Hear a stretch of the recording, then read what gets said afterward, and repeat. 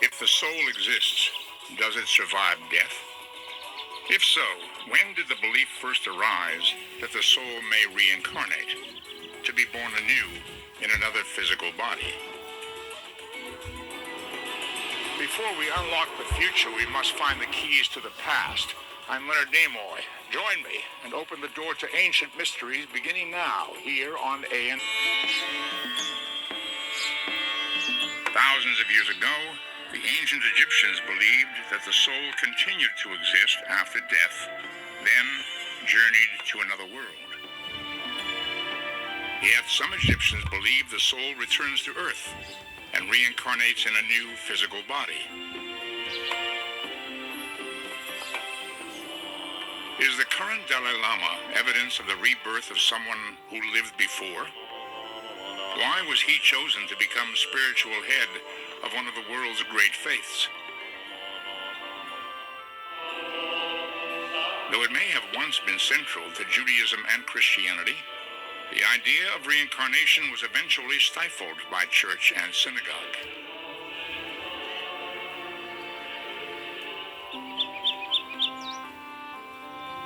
After centuries of suppression, the discovery of a skeleton buried in a basement in New York State ignited widespread belief in reincarnation. In more recent times, a Colorado housewife claimed to have lived in a foreign land hundreds of years earlier. What evidence exists to prove the theory of reincarnation? Step back in time with us as we follow those who've long asked one of the most profound of all questions. Is death the end, or do we live again in a new physical body?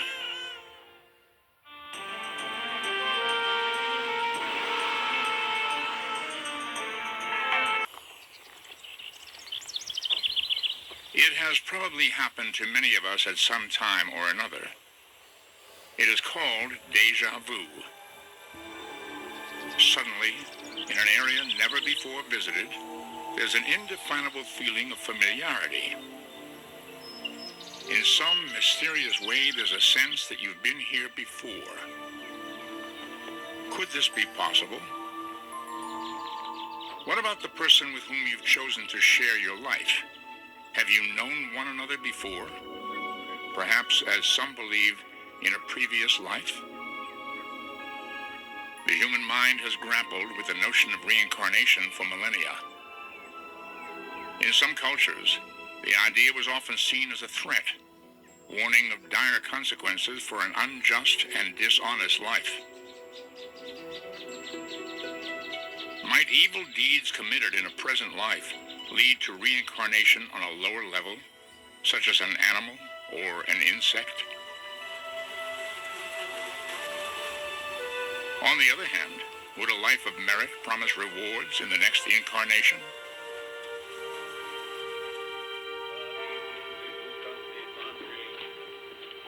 Is belief in reincarnation a conviction as old as humanity's faith in a divine force that creates and judges the world? The overwhelming majority of the Earth's inhabitants believe in life after death. But a sizable proportion also clings to the notion that the soul is not simply destined for heaven or hell, but returns to life in another physical body. What evidence exists to endorse this view, especially as most people probably have no recollection whatever of their previous lives? Many people feel that reincarnation can't exist because they don't remember their past. And my answer to the world is we do remember. We don't have the details, but we have certain key hints as to who we are, the type of music we like, the people we're most attracted to, the types of food we like, the clothing we wear, certain periods in history that we identify with. These are indications this is where we have been before. And so our present incarnation or our present lifetime is a composite of all the fruits of what we were before.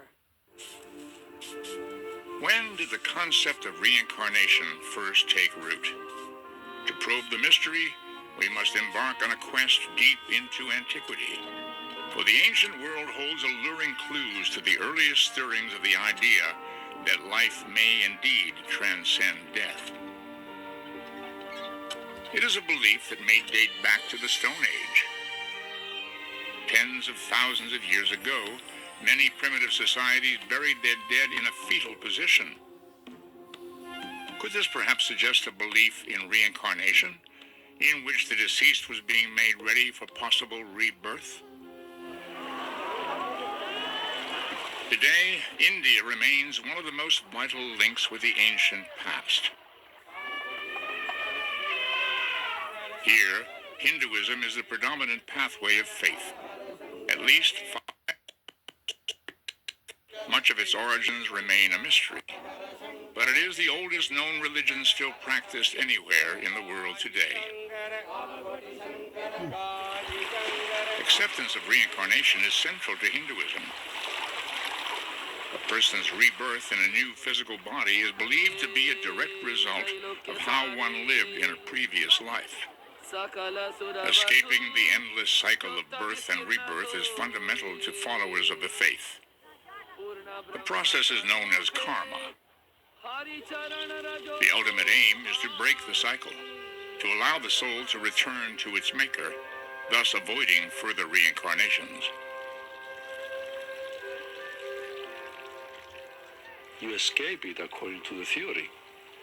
When you completely overcome your egotistical desires, when you become compassionate, when your heart opens up to the whole world, and when you are ready to join your maker, that's when you escape the wheel of samsara, as the Hindus say. But as long as we have desires, we'll come back time and again to satisfy them. Or as long as we have karma to pay, the law of cause and effect will bring us down until our soul matures to that state where it has no longer any reason to come back to this world. Among the Hindus, the cow has long been held sacred. Why? Is there a conviction that animals have souls too? If so, do they also conform to the laws of karma, to the cycle of birth and rebirth? And in Hinduism, you can be reborn from human to animal to even lower forms. It all depends on the actions that you perform in the life. You can go up or down. You could be reborn at a lower form, or you could be reborn as a god. Of all the religions in the East, none adheres more strongly than Jainism to the belief that everything in the world undergoes a process of reincarnation. In Jainism, we find that the notion of the soul appears not just in humans, but in literally everything that exists. In animals, in plants, in what they call organisms, microorganisms, even in rocks and stones. The soul can progress from form to form. However, the human body is the one body in which souls can become liberated. So committed are the Jains to a belief in reincarnation that to avoid destroying even the most insignificant creature, many of them wear face masks to avoid ingesting the tiniest of insects. Insects which to the Jains may once have been human. If they're responsible for taking the life of another being, they believe they will reincarnate again to pay a debt for their sin. In neighboring Tibet, Buddhism, originally from India, has been the national religion for some 1,400 years. One of the central texts of Tibetan Buddhism is the Book of the Dead. Once a person has died, a lama or priest will read passages from the book to help a deceased soul choose new parents and a suitable environment for his or her next incarnation. Prayers are intended as a guide to help the soul prepare for a new life in accordance with the deeds and accomplishments of the life just ended. Nowhere does this belief carry such importance as with the selection of the Tibetan Buddhist spiritual leader, the Dalai Lama. Ever since 1694, all Dalai Lamas have lived in the Potala Palace overlooking the city of Lhasa.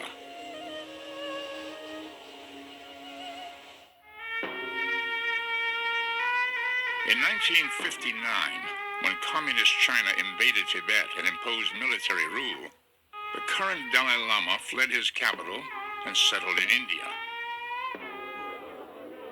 In exile, he continues to perform the function of religious head of millions of Asian Buddhists. But how did he come to occupy this revered and sacred role? When the 13th Dalai Lama died in 1933, religious leaders immediately began a search to find his successor. But he had to be a reincarnation of all his predecessors. How was he to be identified? The usual procedure is that the old Dalai Lama, before he gets near to dying, and usually they know when they're going to die, they sort of write some letters, or they leave a testament, or they give some clues to their people and say, gee, I really like that area, I like that town, I like that family. But they take those clues into account. Then, after they die, all the local psychics, the Jean Dixons of Tibet, the professional psychics and astrologers are all consulted. And then they say, well, I think he's in the northeast, and I think he lives in this kind of a house and this kind of a family. Deep in the hills of Qinghai, in China's remote western province, a young boy by the name of Lamo Dondrub was born to a poor peasant family in 1935. But this was no ordinary child. From his earliest years, he was different from other children, often even fantasizing that he would one day travel to Lhasa in Tibet, a place neither he nor his family had ever visited.